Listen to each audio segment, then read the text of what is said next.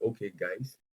So today we are going to be building a simple contact form page. A simple contact form page. Okay. So our practice objective, we are going to be working with forms, inputs, labels, and then HTML attributes like placeholder, type, name, and then required. Okay. So instructions, you are going to open your text editor, VS Code, Sublime Text, Notepad plus plus, anyone you are using, or you are, and then you will name it contact form.html. But since we are here on codepen.io, codepen already did the job for us, so we don't have to name HTML, CSS, JavaScript files. Okay. So task to complete, we are going to use proper document structure, define the document type, HTML, head, body. We're going to add the form, a text input, an email input, text area, submit button. Then we are going to use label tags for each input with appropriate for an ID attribute, and then placeholders. Okay, you are going to enter your name. Okay, and then we are going to be using fit, set, and label semantic HTML tags to group the form data. Okay, so we're expecting a working HTML form that collects that data using correct input types and attributes. So without further ado, let's get started. All right, so we are going to define our document type. Okay, don't forget you have to do this first. Then the document type is HTML. Then you open your head element. Okay,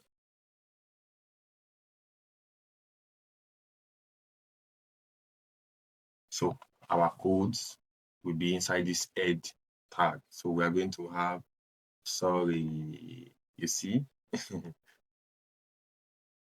All right. Don't forget, we have to open HTML tag first. You get it? Yes. HTML.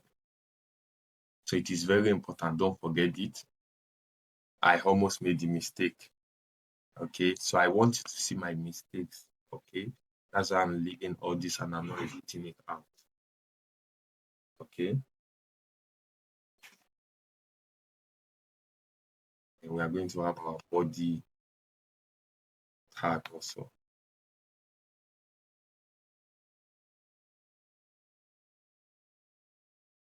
All right.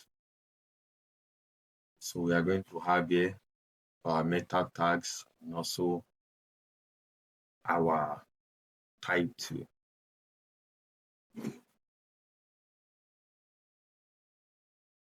So meta UTF character set is equals to UTF-8. Okay, then so what this character set does, it helps us it helps us to actually, it helps our browser to support a wide range of languages and symbols. Okay, that's what it does. It ensures the correct display of text and symbols. Okay, it supports many multiple languages. It prevents encoding errors. So that's why we are setting it. So if you put a symbol like this on your page, okay, the reason why it can display effectively as a symbol is because of this character set. Okay, yes. So we are also going to have our title.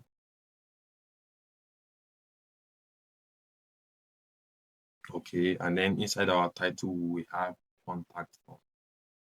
Contact form. All right, so we can get started with our code. Are you excited? Yes. So now inside our body tag, we want to write our full code now. So Firstly, we are going to have our H1 tag that says contact us. Contact us. Yes, now we are going to be using our form tag. So it's going to be a opening and closing tag. Okay, these are our form. So inside this form, we are going to be using the feed set element. The feed set element. Okay, we are going to open it and close it. Feed set element. Feed set element.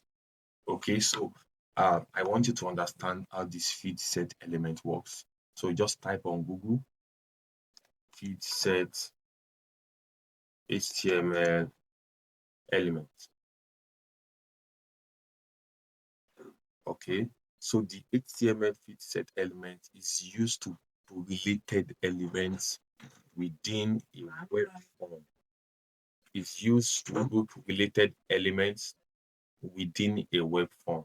Okay, its primary purpose is to enhance the structure and accessibility of complex forms. So we only use this feed set element when we are working with forms. Okay, I wanted you to see this. Its primary purpose is to enhance the structure and accessibility of complex forms by visually and semantically organizing form control grouping. It acts as a container for related form elements such as input fields, labels, checkbox, radio buttons. All right, so we can go back now. Okay, now you understand why we are using this feature. It's to group related form elements. Okay, now we are going to another one. Get touch. Okay, so this is another semantic element. I want us to check it also so that you guys can better understand.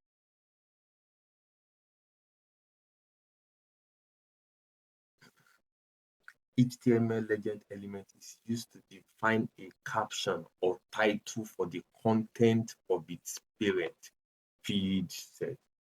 Okay, so we use it to define the title, okay, or the caption of the content of our feed set form element. Okay, so can you see now? Can you see this? Yes. So we are going to move to the next one. Now we are going to have two forms, three forms rather. We are going to have the full name form, the email form, the message, and then the submit button. A full name, email, message, submit button. So let's use our comments so that we can do to understand. Full name,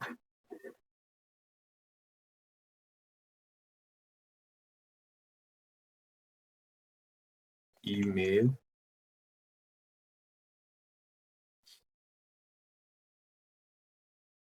message, okay, and then we are going to be having our button section.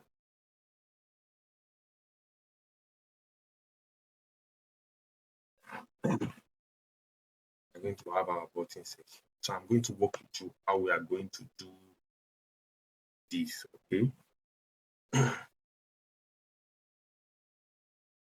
So now for our full name, we are going to be using the label tag and then the input tag. So I'm going to show you how we are going to do it. Label, so we put full name, label, and then we are going to have our input tag. So this input is a self-closing tag, okay? It is a self-closing tag. So do you see how it looks? Now I added colon to it. So in this label, we are going to have some attributes attached. Okay, we are going to have the four attributes. The four attributes. Okay, and what these four HTML attributes does, put the um, name there. Okay, I want you to understand this. So one thing about programming is you must be good with using the internet. You must be good with using the internet. Okay, so now we have written this label, we are going to check it on Google. So I'm showing you this so that when you are stuck somewhere, you can check what you need on Google. So you can just check the label element.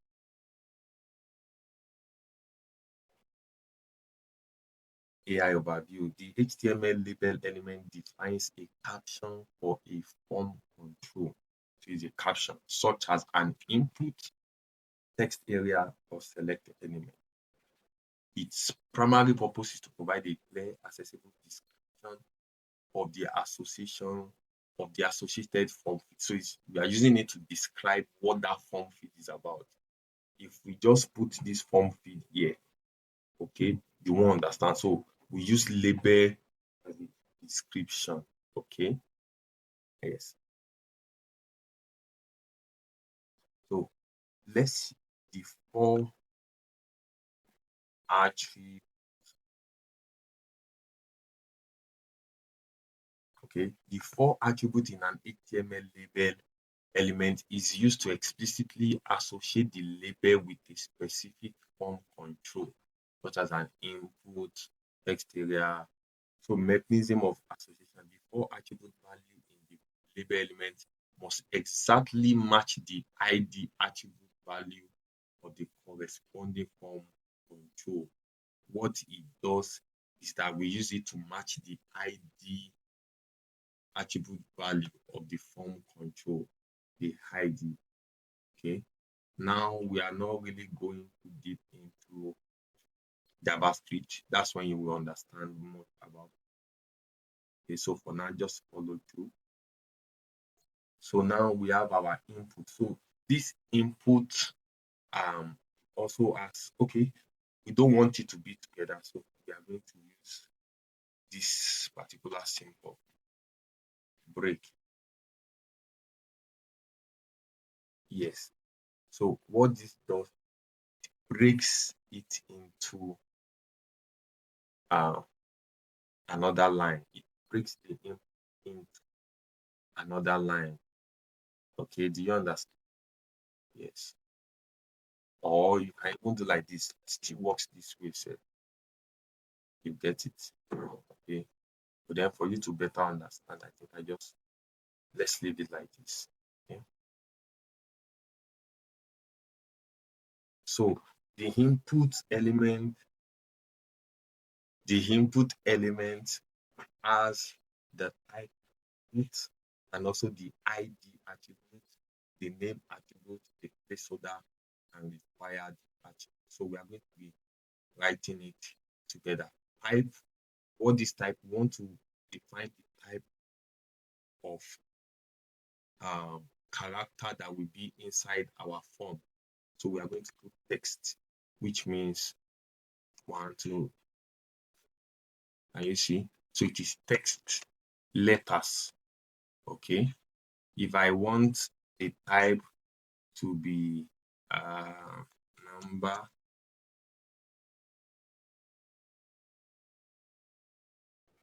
can you see it won't type? But if I start, can you see?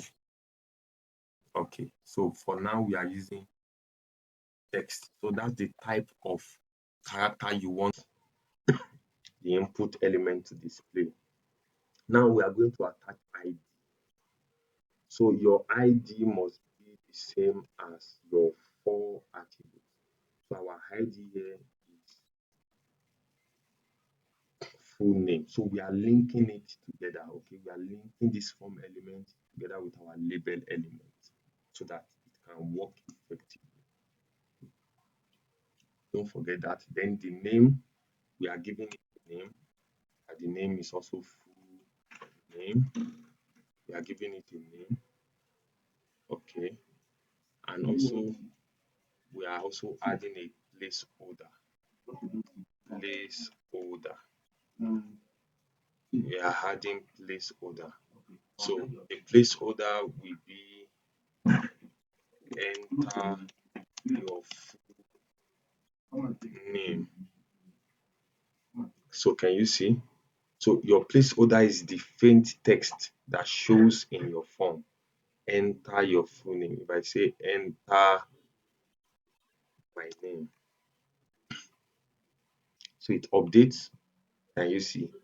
So it's just like a descriptive text for people to know what the form is all about. Enter your full name. Okay. Then we are going to put the required attribute. So what this required attribute does is this form must be filled.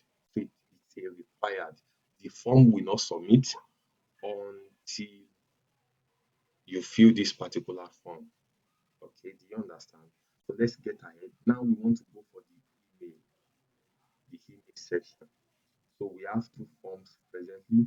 Okay, let me break this down so that you guys can better view it. Okay,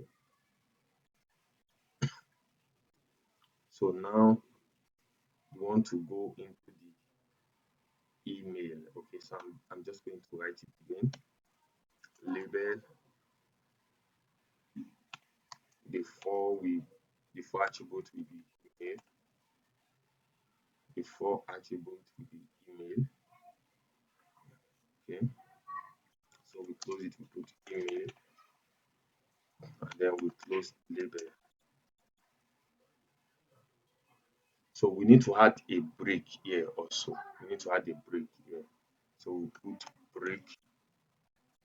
So for it to go to the next line. So can you see? Now it goes to the next line. So this is our email. So we want to have our input field now. So it's a self-closing tag, don't forget. Then type will be email. So this will allow email characters. Okay, you're at gmail.com. Okay, we need to add a break here too.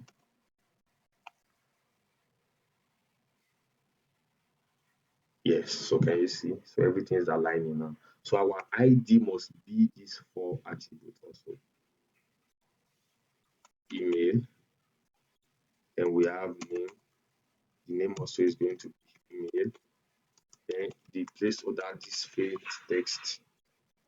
Enter your email address. Can you see? So we are also going to make it required. Yes. So we have our full name, we have our email address. So now you can type at Gmail, but you cannot type at in this one. Okay. This one views the at here as a string, but then this email allows us to um, get things well. All right. So now we want to move to the next section, which is the required. So this required, we are going to be using, we need to break it, we need to add. Okay, so we are going to add break elements. Now we want to go to guy here. I want to go to this message here. So this message, I'm just going to copy and duplicate so that we can be fast enough. So we are going to put the for will be message, and then the text will be message also. Let's wait for it. Okay, nice. So the reason why we have space is because we had two line breaks. Okay, two line breaks. Okay, so now we are not going to be using this thing. We are going to be using another HTML element called text area. Text area. So we want to accommodate quite a number of texts. Okay, we want to accommodate quite a number of texts.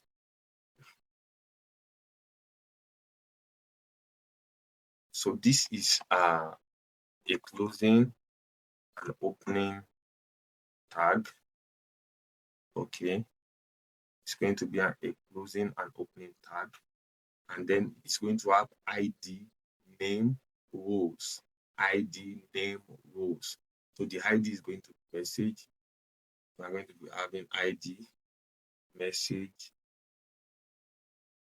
The name also is going to be message, ID, name. Then we want to have the number of rows. Okay, number of rows. So let's say we want to have like 5 rows and then 30 columns. 5 rows and 30 columns. So we are going to put 5 rows, columns, 30 columns. 5 rows and 30 columns. Now, can you see how big it is? Yes. So we need to add a break there also. Yeah, so it looks nice. 5 rows, 2, so 2, 3, 4, 5. Okay. Then 30 columns, 1, 2, 3, 4, 5, 6. It will reach 30, okay? So then we are going to have a placeholder also. That means this placeholder. We are going to go to write your message here. Yes, can you see? So it makes sense, right? Write your message here. Then we are going to make it a required. Nice. So we have our full name, which is a text character. We have our email, which is text and alphanumeric, and then we have our message here. All right. So the last part is going to be button. So we are going to have our submit button. Now we are going to use another HTML element called button. Submit. So we close it. Button. Now this button is going to have a type of submit. Type of submit. So we need to have a line break also. We need to have, let's put line breaks here. Break. Nice. So we have our form already. Okay.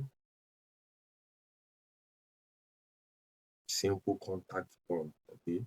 So now we need to rename this simple contact form. Okay, so I want to put my name, Anthony, my Gmail. Hello, I am practicing. This is just a practice project for you. This data we are inputting is supposed to be sent to a server. Okay. It's supposed to be sent to a server. But we don't have our server backend implemented yet. All right. So you have learned how to create HTML form. See you in the next class. Thank you.